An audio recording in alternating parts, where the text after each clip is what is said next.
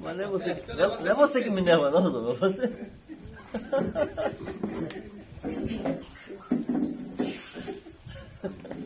A ideia é tratar, pelo que eu estou entendendo, a ideia de ter o espaço para tratar alguma coisa específica da localidade. E Também. aí vai filmar isso. Não, é que Não seria nós teremos chance para isso, né? Mas acho que não só isso.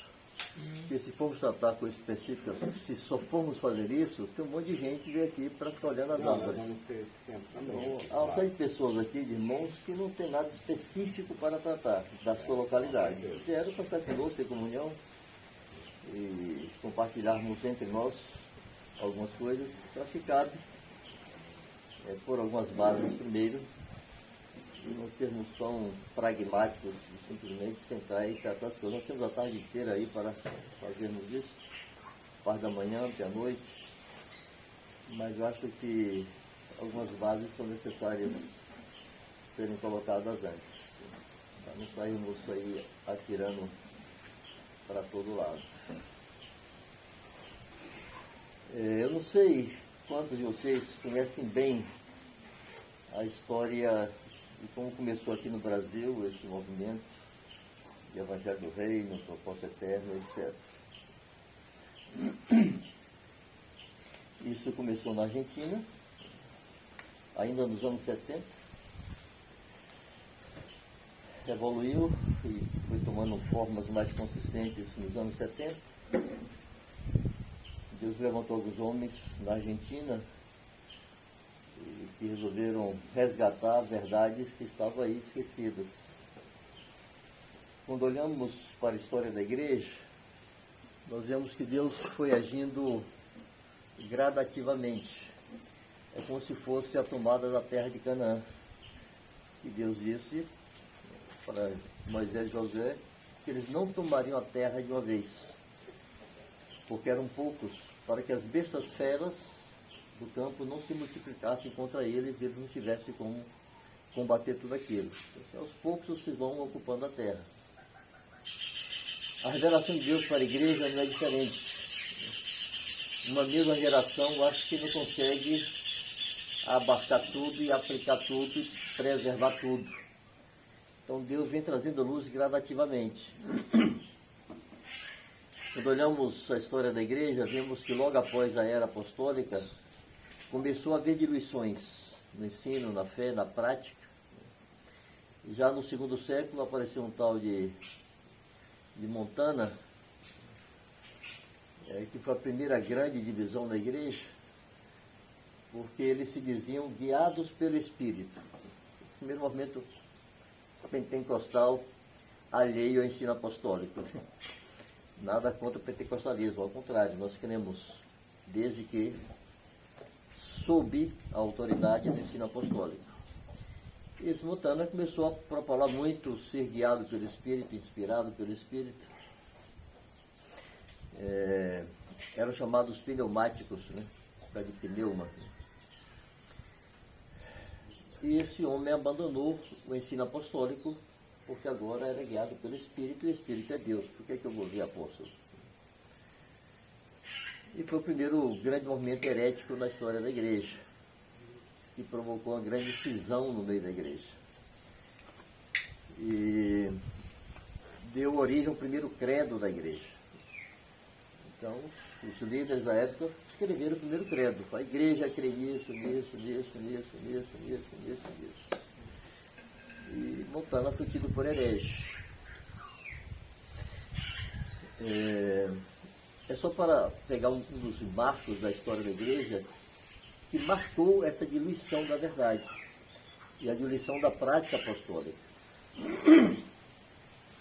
Desde então, há uma guerra aberta entre céu e inferno, Deus buscando formas de resgatar e restaurar a verdade, e o diabo buscando formas de intervalo.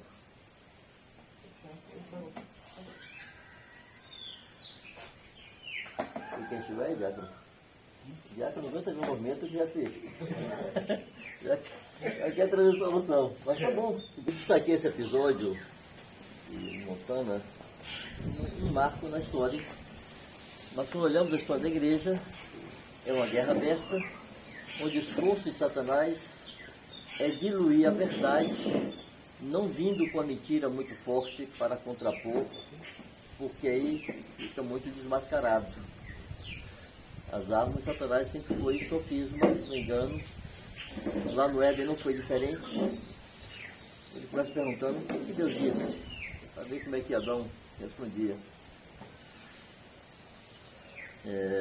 Quando foi dito, nem tocarás, já colocou um acréscimo. Deus não disse que não pudesse tocar. É prudente não tocar. Mas a proibição era não comerás. Então, com pequenos acréscimos e subtrações da verdade, cria espaço para que entre o sofisma. Alguma coisa travestida de verdade que vai destoar. E é tão parecido que as pessoas não se dão conta. É como se pegasse duas linhas paralelas, fosse corretando, em dado momento, fizesse pequeno desvio. Imagine aqui duas linhas paralelas separadas por 5 metros, 10 metros. Aí você pega 1/100º de milímetro e desvia. Você não vai perceber. Projeta lá na frente. Você vai dar uma diferença. Vai dar um Y. Mas nos primeiros passos ninguém percebeu. Todos os grandes desvios da igreja começaram com coisas com cara de espirituais e verdadeiras. O diabo tinha que disfarçar, senão ele não consegue enganar. Tem que dar uma capa de verdade, senão não consegue enganar. Começou lá no Éden com isso. Isso de não tocar, não disse que não tocasse, disse que não comesse. O diabo é paciente, era, né? Vai chegar no final dos tempos, ele está ficando agitado. Sabendo que pouco tempo lhe resta. Mas o diabo sempre trabalhou plantando enganos e sofismas, coisas parecidas com a verdade, para ir promovendo distorções da verdade. E a igreja começou um processo de diluição desde o segundo século. Mesmo no primeiro século, com a presença apostólica ainda, João viveu no final do primeiro século, quase. Se nós olharmos, irmãos, para as cartas apostólicas, todas, sem exceção, estão combatendo desvios da igreja. Alguns mais explicitamente, outros menos, mas todas as cartas foram escritas para corrigir. Aquelas coisas que os apóstolos dizem nas cartas, eles já tinham falado quando estiveram presentes com aquelas igrejas. Eles estão recuperando verdades para trazer para o rumo. E sempre esteve presente a ambição humana. O Evangelho projeta.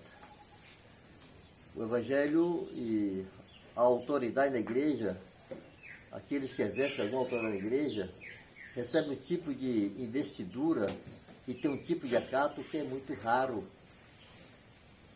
É quase único. Em que segmento da sociedade um homem vai pedir conselho a outro homem de como tratar sua intimidade com seu esposo, a não ser na igreja? Em que outro extrato da sociedade um homem vai pegar o seu orçamento e dar a outro homem para ajudá-lo?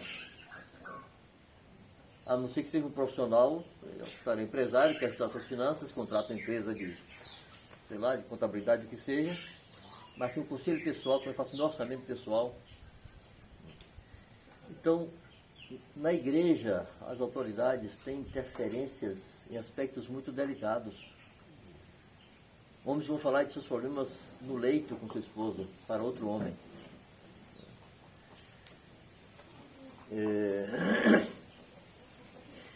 Bom, tudo isso propicia a alguns homens a oportunidade de se destacarem, eles se destacarem. Não é verdade, são eles. Irmãos, isso marcou a história da igreja.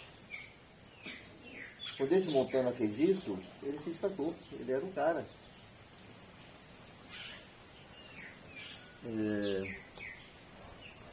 Então há necessidade de sempre outra vez estarmos voltando pedindo das Escrituras.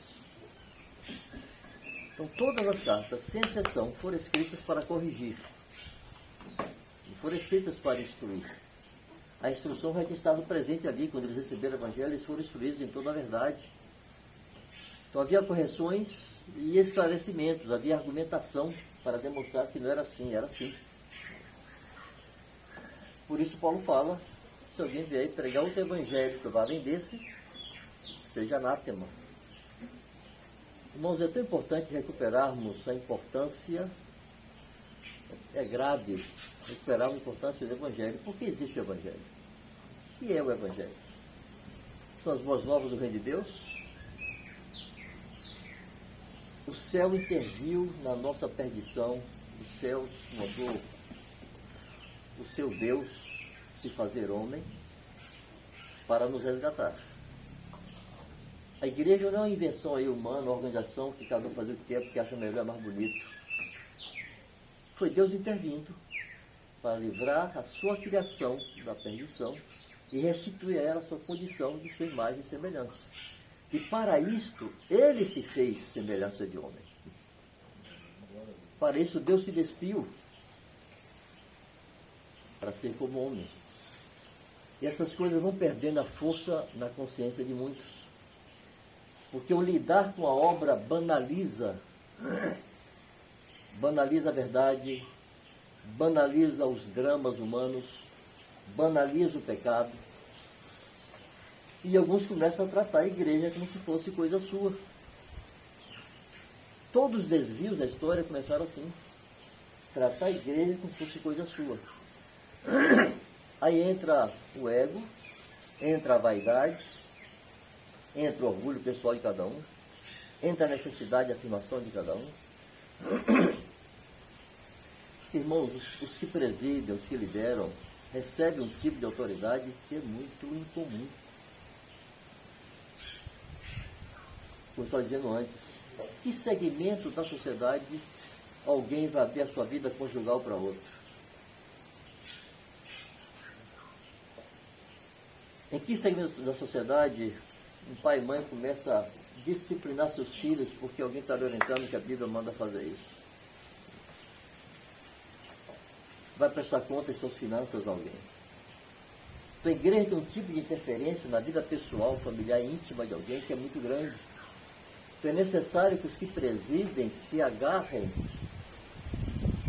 às Escrituras e não deixem espaço para a sua vaidade pessoal e seus gostos e preferências. Pois bem, a verdade foi se diluindo, a prática foi se diluindo. Se foi afastando da palavra apostólica, seja pela perseguição, seja pela vaidade do homem, seja pelo que for, uma série de ingredientes somados, mas a igreja foi se distanciando até chegar aquilo que é história.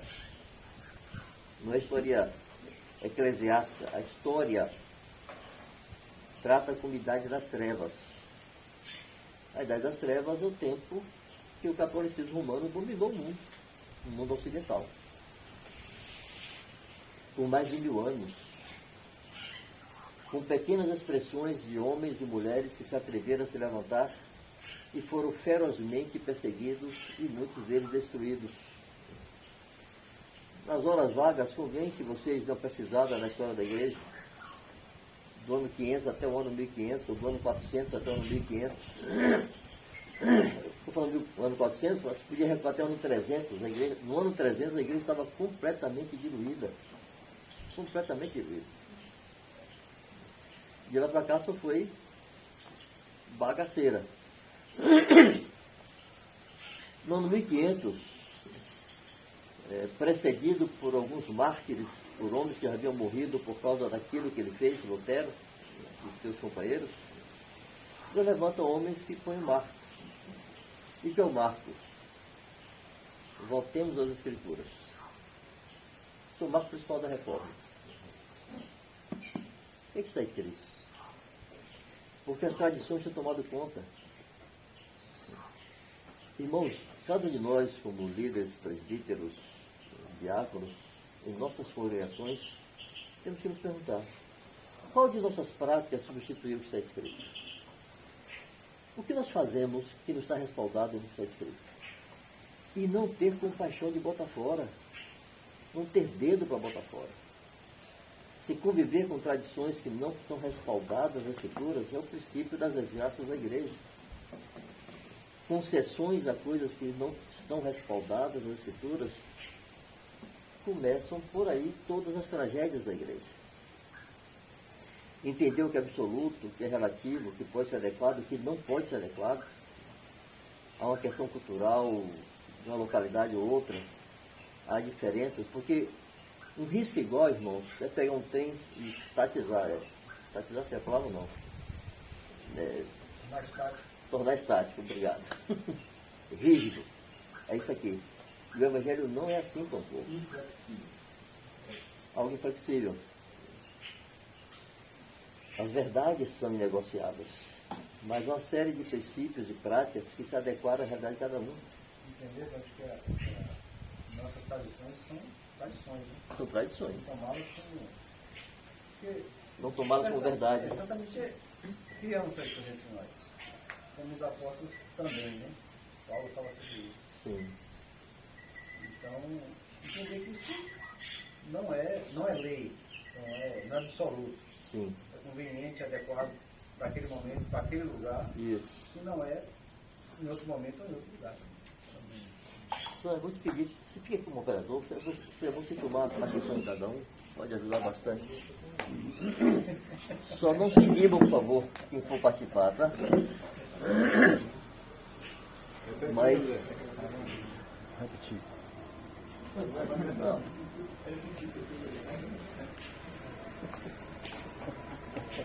Bota mais longe, Zé. Ele gosta. Não tomar nossas tradições como princípios absolutos, mas entender que são meras tradições, né? Que servem para um momento, para um local, não servem para em outro momento e outro local também. Absoluto só a palavra. Fecha a rodinha, Zé.